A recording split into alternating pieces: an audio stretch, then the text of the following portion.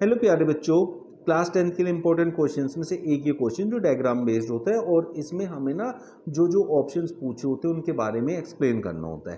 तो यहाँ आपको ये फर्स्ट पार्ट क्या है और सेकंड पार्ट क्या है और थर्ड पार्ट क्या है ये नहीं पूछा है। ये पूछा है कि ये तीनों पार्ट्स कौन कौन से एंजाइम्स जो हैं वो सेक्रीट करते हैं। तो सबसे पहले तो आपको पता होना चाहिए कि ये कौन सा बॉडी पार्ट है, दैट इज माउथ। माउथ में होता है सलाइवा, सैलिवा भी कहते हैं। जो माउथ में लार होती है ना, दैट इज सैलिवा। तो सैलिवा के अंदर एक एंजाइम होता है जिसको कहते हैं सैलिवरी एमेलाइज। तो वो क्या करता है, आपका स्टार्च जो प्रेजेंट होता है खाने में उसको शुगर में कन्वर्ट करता है। इसीलिए सबसे पहला जो खाना पचने का काम स्टार्ट होता है ना, वो यहीं से ही स्टार्ट होता है, माउथ से।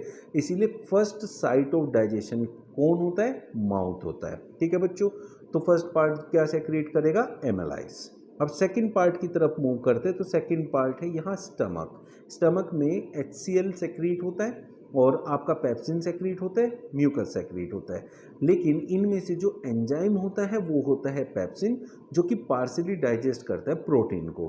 तो इसमें होगा आपका पेप्सिन। ठीक है बच्चों, और part is called pancreas. Pancreas जो सेक्रेट करते हैं वो होते हैं पेनक्रिएटिक एंजाइम्स, और पेनक्रिएटिक एंजाइम्स में से ट्रिप्सिन एक होता है जो कि आपके प्रोटीन को डाइजेस्ट करने में हेल्प करता है, कंप्लीटली डाइजेस्ट करता है। अब देखिए यहाँ पेप्सिन जो है वो करता है पार्शियली डाइजेस्ट, और यहाँ होता है ट्रिप्सिन जो तो करता है कंप्लीटली डाइजेस्ट प्रोटीन को। देयरफॉर ऑप्शन बी इन सबसे मैच करता है, तो ये आपका करेक्ट आंसर होगा। ऐसे क्वेश्चंस आप लोगों के बोर्ड्स में बहुत पूछे जाते हैं। सेकंड क्वेश्चन की ओर मूव होते हैं, जिसमें कह रहा है choose the following of the pancreatic juice from the following. देखो पेनक्रिएटिक जूस, अभी हमने पीछे बात की थी, ये होता है पेनक्रियास, जो यहाँ थर्ड पार्ट है। देखो आप, ये पेनक्रियास होता है, और पेनक्रियास जो होता है ना, दो आपके जो है यहाँ एंजाइम्स को रिलीज करता है। तो पेनक्रिएटिक जूस में दो एंजाइम्स होते हैं, एक तो होता है आपका ट्रिप्सिन, एक होता है लाइपेज। ट्रिप्सिन जो है आपका प्रोटीन को डाइजेस्ट करता है और लाइपेज जो है इमल्सिफाइड फैट्स को डाइजेस्ट करता है। तो ये ऑप्शन डी में आपको दिया हुआ है। तो आपने याद रखना है कि इसमें ये दो आपके जो हैं क्या है, एंजाइम्स हैं, और इनके काम भी यहाँ दे रखे हैं कि कौन किसको डाइजेस्ट करता है। ठीक है बच्चों, ये बहुत इंपॉर्टेंट है, MCQ में भी आता है। A sportsman, after a long break of his routine exercise, suffered muscular cramps during a heavy exercise session.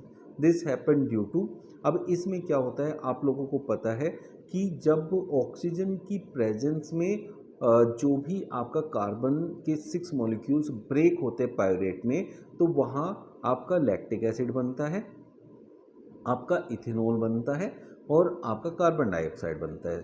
तो जो ये क्रैम्स आते हैं ये आपके लैक्टिक एसिड के फॉर्मेशन की वजह से होते हैं। तो कौन से ऑप्शन में लैक्टिक एसिड दे रखा है, that is your answer.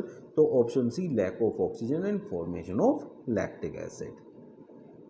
Anaerobic process, anaerobic process आप लोगों को अभी मैंने पीछे बताया कि जो एरोबिक मतलब ऑक्सीजन की प्रेजेंस में जो भी होता है वहाँ कार्बन डाइऑक्साइड होता है, एब्सेंस में होगा तो बच्चों वहाँ लैक्टिक एसिड बनेगा। ठीक है, तो अब पहले ऑप्शन में takes place in yeast during fermentation, takes place in presence of oxygen. Presence of oxygen होता तो बच्चों वो होता एरोबिक, एनोरोबिक नहीं होता। Produces only energy in muscles of human beings, produces ethanol, oxygen and energy.